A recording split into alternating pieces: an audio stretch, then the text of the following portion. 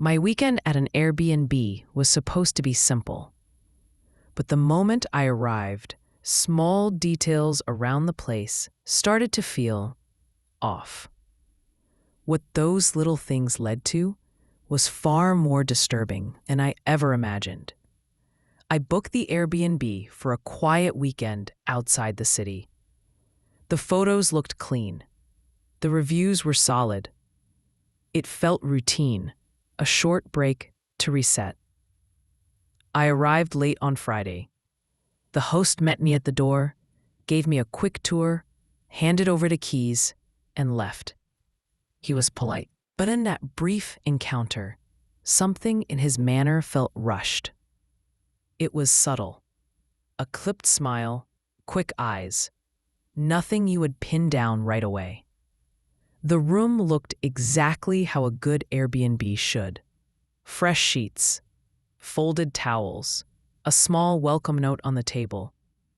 Everything felt tidy and staged in a way that made me relax. I made tea, watched a little TV, and went to bed. And next morning, the first tiny detail that bothered me was a charger. There was a multi-port USB adapter already plugged into the outlet by the bed. I hadn't brought a charger like that with me. At first, I shrugged it off. Many hosts leave chargers for guests. When I picked it up to plug my phone in, it felt wrong. Too light, almost hollow. Turning it in my hand, I noticed a small, black circular aperture near the base. It was easy to miss unless you were holding it close. I put the charger down and tried to rationalize. Maybe it was a design quirk. Maybe I was tired. Still, the feeling in my stomach tightened. Across the room, a digital alarm clock sat on the opposite nightstand. It was pointed toward the bed. I remember thinking, "That's odd," and walking over to check the time. When I picked the clock up to set it, the front panel bent slightly under me. Looking at it closely, behind the display, there was a small, dark circle. Another aperture, not a design element, a lens. My hands went cold. Something shifted. The room felt different. There was one more place I noticed, only because it was directly above where I slept, the smoke detector. From the bed, it looked normal. But when I stood on a chair to inspect it carefully, there was a small gap where the cover had not snapped fully into place. I twisted the cover off. Inside, instead of the usual housing and batteries, there was a compact circuit board and a tiny camera module wired into the cavity. 3 devices, all aimed at the bed. I remember breathing, but the breath felt thin. I thought about confronting the host, but I also knew from the pages I scrolled through in a brief panic that confronting someone in that moment can make things worse. The advice online was consistent. Leave, document, call the police, contact the platform. I grabbed my essentials, left the place quietly, and sat in my car across the street, trying to calm down. My hands shook as I called the local police and explained everything. When the officer arrived, he handled the devices professionally, not surprised, but meticulous. He placed each item in evidence bags with gloved hands. I watched him work and felt a mix of relief and a new kind of vulnerability. They told me not to touch the devices further and to wait for their technicians to examine them. Airbnb suspended the listing almost immediately and put me in a nearby hotel that night.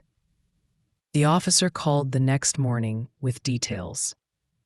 The charger and clock contained camera modules capable of streaming video, and the detector had been modified to house a camera as well. More troubling, the modules were linked to a cloud account. There were folders, one per date, and short clips in many of them.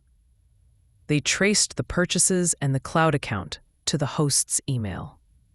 A week later, the officer called again. He told me they had arrested the host and charged him with invasion of privacy and unlawful surveillance. I didn't have to file a lawsuit. This was a criminal matter, and the state pursued it. That part, the arrest, brought a measure of closure.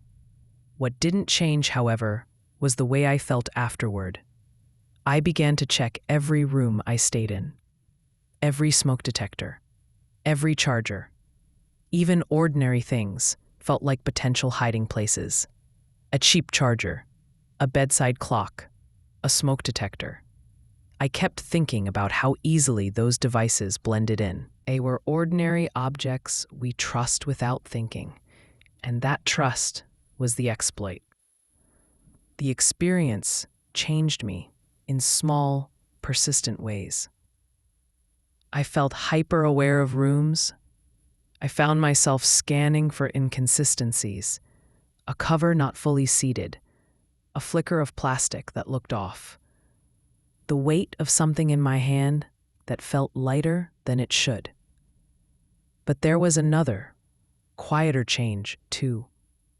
Where I had once accepted a tidy room as safe, I now understood that appearances can be crafted to create trust.